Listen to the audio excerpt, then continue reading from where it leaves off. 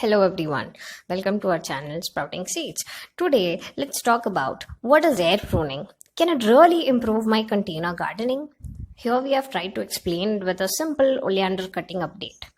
Now, plants bought from nursery or grown from cutting when planted in a plastic pot specifically does need a lot of care as the plant may die due to root bound. Have you ever heard of air root pruning?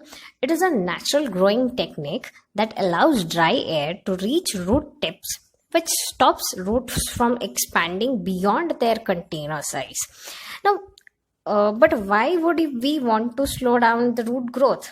When a root stops growing, it naturally encourages new roots to sprout into a branched structure.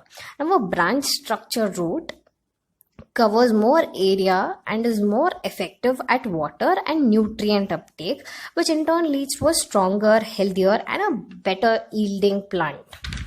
Drawbacks to using plastic pots for growing are poor water drainage, which can lead to wet feet or plants whose roots are waterlogged.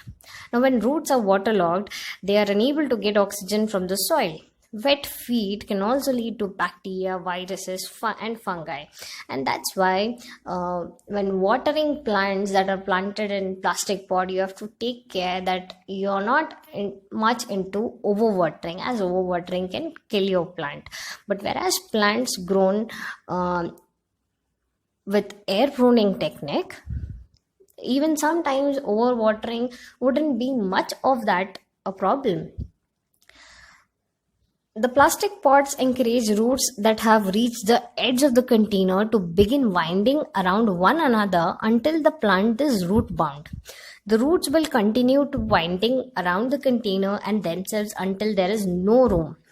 A root bound plant will be weaker, grow slower, and is easily damaged during transplantations. Air pruning prevents roots from becoming entangled and root bound, number one. And second most beautiful point about this air pruning is it is simple, inexpensive, and a natural process. There is no need to buy expensive tools, synthetic products, or manual trimming of roots like in some other growing techniques. All you need is breathable sides to allow a good amount of airflow to reach the root tips, an environment that is not too humid because we only can allow dry air reaching the root tips. Proper potting mix for proper water drainage. So another advantage of air pruning technique is you can use the same size of container for a very long period. In this video, you can observe this pink beautiful oleander that has so many buds, and it is just planted in a small washing machine container which we have put holes around and we have planted that cutting in it. And whereas another plant which is grown in a plastic pot is yet to flower. Actually, it has flowered once, but they were just 3 or 4 buds which didn't flower so prolifically. So thank you. Happy gardening.